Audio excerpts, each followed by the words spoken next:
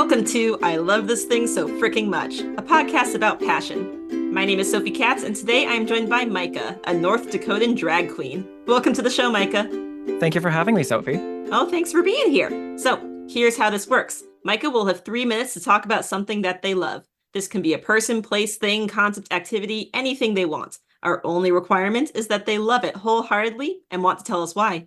Are you ready, Myka? I am ready. Excellent. Got my timer here. Now, what do you love so freaking much? So the thing that I love so freaking much is I love being a drag performer. It's been about 3-ish years since I've started performing. I sort of fell into it when I moved back up to North Dakota. It's really helped find sort of a sense of community, and it's sort of taken over my life. It's sort of there's always a joke in the drag community about it's the theater kid to drag performer pipeline. And it very much is. I fell straight down that hole as soon as I ran into it. There's something special about making yourself into a whole different person, essentially. You are becoming a character and choosing how you want to be perceived. It's less about how other people judge you and more about how do I want to look? How do I want to feel? It's something that has taken a large portion of my day-to-day life now, is just working on things. I love the crafting component of it. I love making my stuff. There's nothing better than someone gushing about how much they love something that you've done, and then you get to have that moment of, oh, thanks, I made it myself. Having people tell you how much they love an idea that you made, there's something so gratifying about it. I'm a millennial, I'm a Leo, and I was a theater kid. This is just, it was fate, you know? I had to be the center of attention somehow, or else I was going to make myself the center of attention, you know? So it's expression, it's art, it's putting your voice out into the world and saying that you've got a message. My drag has been an outlet we've used it for some activism. I've used it for fundraising. Every year I always fundraise for St. Jude around May. And this has given me another opportunity to help make myself a platform and use it for something better than just myself. It's given me a voice for myself and anybody else who might need it. The political climate today right now isn't very kind to us, and it's been a little hard to not Go ahead and finish your thought. It's been a little difficult to not be able to be there for the people who need it just because they're under 18. That's wonderful. Thank you for telling us about performing drag today. Yes, thank you for having me. So how did you first run into drag, as you put it?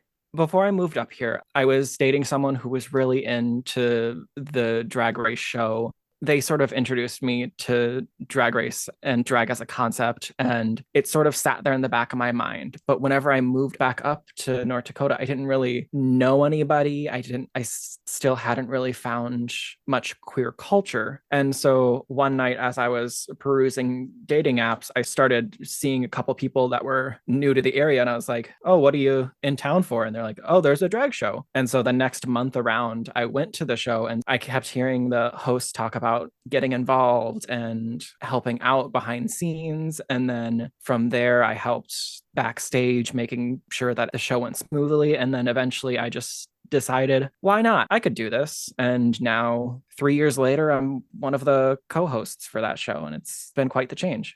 Just in case there's someone listening who this is the first time they've ever heard about drag, could you just briefly talk about what exactly this craft and performance entails?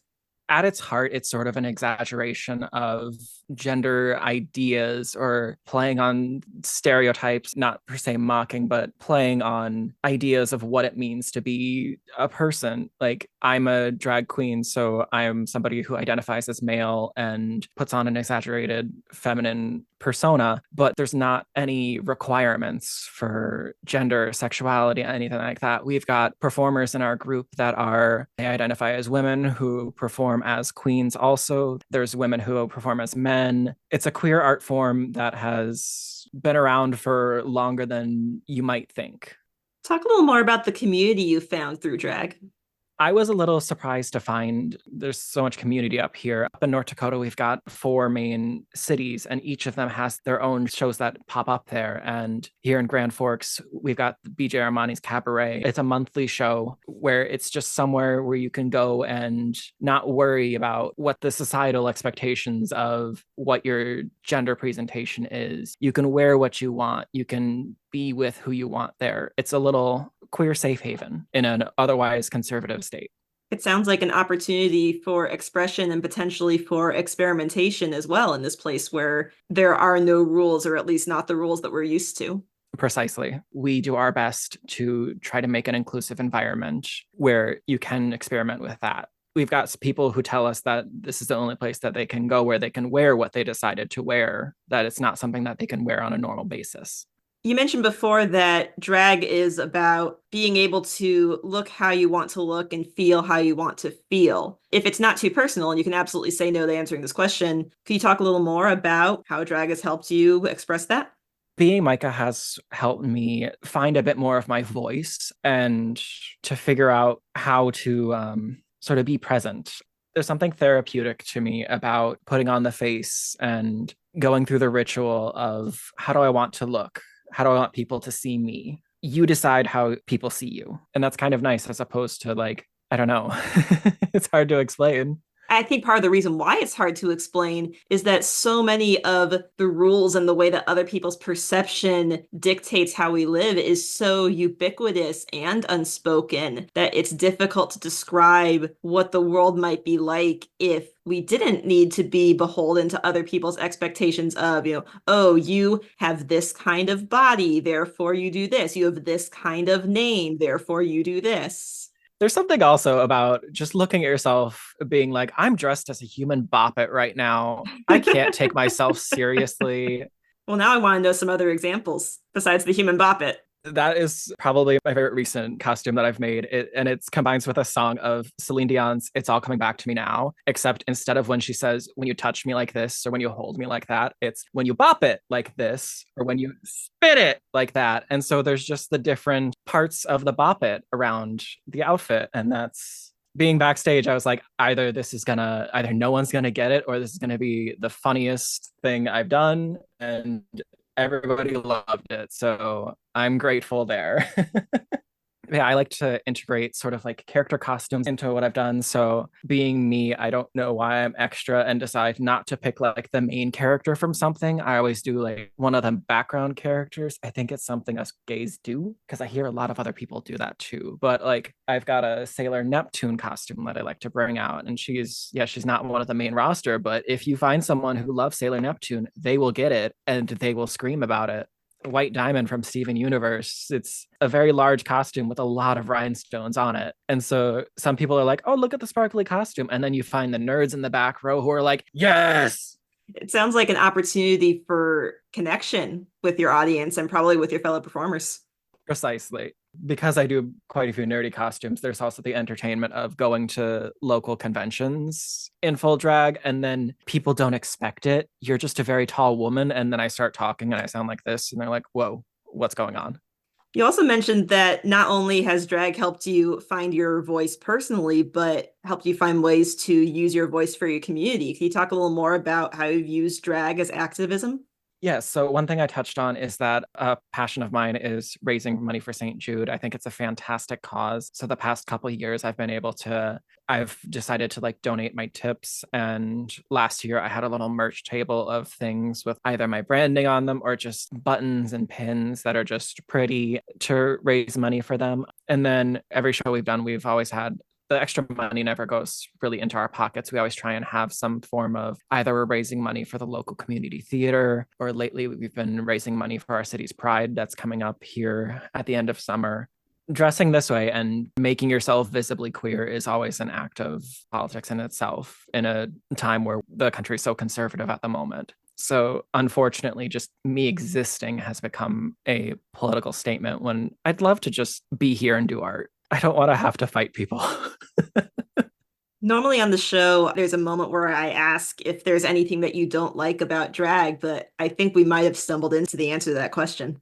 I've been trying to be more present on my social medias because I'm not great at posting on things. I forget all the time. And then I'm like, oh goodness, I haven't posted in like 3 weeks. I'm still alive. But recently I did a little advertising and stuff, and I made a mistake of trying to advertise on Facebook. And it was at least 1 to 2 people an hour I was blocking in the comments because Mm. they don't understand that since they're interacting with my content, Facebook sees that and thinks that they want to see more content from drag queens. And so I was just getting so many disgusting comments on those posts and just having to constantly block people. Another example of that is a couple summers ago, we had an issue where the pretty much a hate group was starting to form in North Dakota. They said that they were trying to protect the children, and all they were really doing was just giving out the names and cities of any performer who was going to be performing in an all ages show. How did your community respond to that?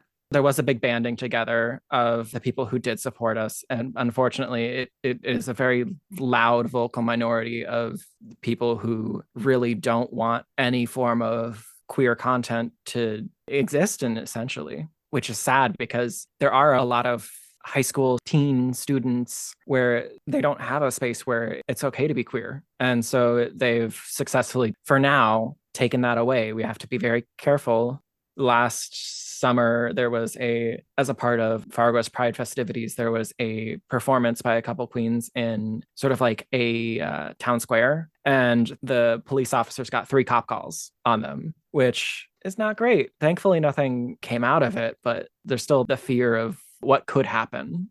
Absolutely. And in some ways, the fear is worse than when things actually do happen, especially when it's in the real world. Because on the internet, you can just block people. It's harder to do that in real life, but at least you can go to the people you know do care about you and do see this as a beautiful, empowering thing and stay with them instead of dwelling on the people who don't understand it. Yeah, one of the things that I like to keep on me and bring to all my shows is at one of our last all ages events, this 16-year-old gave me a bracelet with my name on it, and they had made one for all of the performers in our group. And it just, when I was getting targeted by them, and like, because I made the dumb choice of reading some of the comments on the post, what snapped me out of it was seeing that and being like, I'm not what they say I am. I'm doing something good here.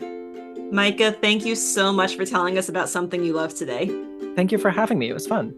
And thank you, our listeners, for tuning in today. If you'd like to learn more about being a drag performer or our guest Myka, you can find their social media information in the episode description. And if you have something you love so freaking much you want to tell me all about it, consider this your invitation to join the show.